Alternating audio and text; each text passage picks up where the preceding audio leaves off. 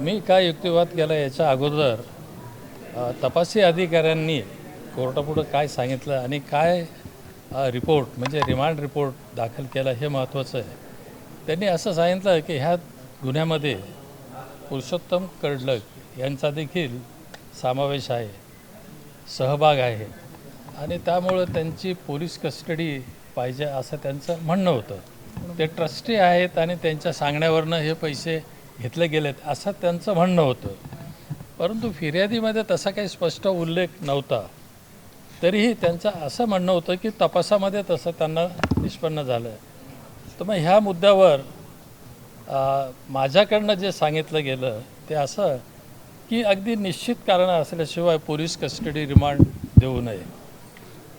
निव्वळ असेल नसेल शक्यता आहे ह्या गोष्टी विचारात घेता येत नाही असं माझं म्हणणं आहे.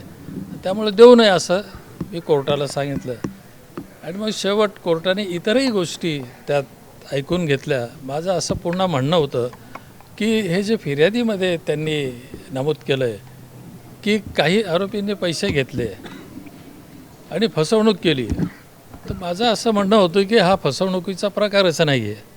पैसे घेतले आणि दर्शन करून दिलं नाही अशी तर केस नाही आहे. पैसे घेतले, वादा करता मानलं की पैसे घेतले, पण ज्यांच्याकडनं पैसे घेतले त्यांना देवापर्यंत दर्शनाकरता नेलं पण होतं. ते तर फसवणूक कशी होते असं एक माझं म्हणणं होतं. पण ठीक आहे, ही काही ट्रायल नाही आहे. ह्या सगळ्या गोष्टी ज्यावेळेस ट्रायल सुरू होते त्यावेळेस याचं महत्त्व आहे आणि त्यावेळेसच याच्याबाबत कोर्ट निश्चितपणे काही निकाल देऊ शकते. आणि हे सगळं म्हणणं ऐकल्यानंतर कोर्टाने पोलिसांना तपासाची संधी मिळावी म्हणून 20 तारखेपर्यंत ह्या आरोपींची पोलीस कस्टडी दिलेली आहे. काही राजकीय देखील बाजू आहे असं काही आहे? नाही, तिथं हा प्रश्न तिथं काही नव्हता. राजकीय बाजू वगैरे काही नाही. पोलिसांच्या रिपोर्टमध्ये जे काही त्यांनी तपासाच्या दरम्यान मिळवलं होतं त्याच गोष्टीशी संबंधित आहे. याचा राजकारणाशी काही संबंध नव्हता.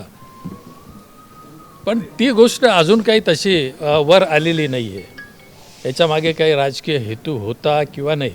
आणि असेल नसेल ह्या गोष्टी सविस्तरपणे ज्यावेळेस कोर्टामध्ये ही केस चौकशीला लागेल आणि पुरावा नोंदवला जाईल आणि जे संबंधित साक्षीदार आहेत त्यांच्या पुराव्याच्या दरम्यान त्यांची उलट तपासणी होईल त्यावेळेस ह्या गोष्टी उघड होतील.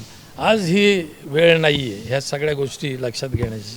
सर, यामध्ये नेक्सेस आहे आणि बोलणं देखील झालंय, फोनवरनं बोलणं झालं असं पण सरकारी पक्षाने बाजू मांडली. आपणही तो पॅरेग्राफ वाचला, तर नेमकं काय आहे त्याच्यामध्ये? फोनवरनं बोलणं झालं. आता त्यात म्हणजे काय फोन रेकॉर्ड केला होता का असं काही दिसत नाही आहे त्यात. फोनवरनं बोलणं म्हणजे एकाने दुसऱ्याला फोन केला असेल, ते फोन नंबर असतील एकमेकाशी कॉन्टॅक्ट केल्याचे, परंतु जे काही संभाषण झालं ते रेकॉर्ड केलं आहे का ह्याबाबत निश्चित काही नाही आहे. ते देखील मी कोर्टासमोर सांगितलं. पण असं असतं की ह्या स्टेजला सगळ्या गोष्टी कोर्ट विचारात घेत नाही. कोर्ट फक्त विचारात असं घेतं की तपासाकरता याची गरज आहे की नाही. फक्त हा एक लिमिटेड इश्यू तिथं असतो.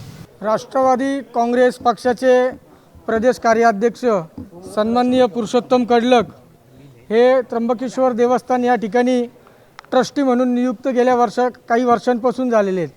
मात्र गेल्या काही दिवसांपूर्वी त्र्यंबक नगर परिषदेची निवडणूक झाली.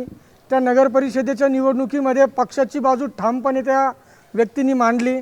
त्यानंतर गेल्या 2 दिवसांपूर्वी तुषार भोसलेंचं पवार साहेबांबद्दलचं एक स्टेटमेंट आलं होतं आणि त्या स्टेटमेंटला सोशल मीडियावर उत्तर देण्याचं काम पुरुषोत्तम कडलकांनी या ठिकाणी केलं होतं आणि त्याचाच प्रसाद म्हणून पुरुषोत्तम कडलकांच्या गळ्यात हा हार घालण्यात आलेला आहे.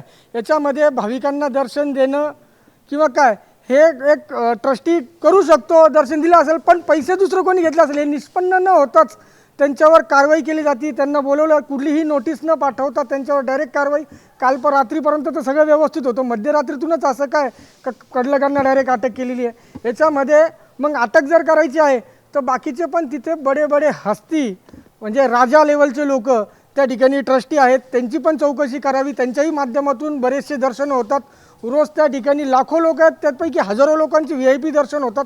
ते कशा पद्धतीने होतात याचीही चौकशी केली पाहिजे. उगाचच पक्षाची बाजू सांभाळणाऱ्या कार्यकर्त्याला, विरोधी पक्षाच्या कार्यकर्त्याला अडकवण्याचं काम हे सत्ताधारी पक्षाकडनं होतं आहे. याच्यामध्ये दुसरा काही एक ट्विस्ट नाही.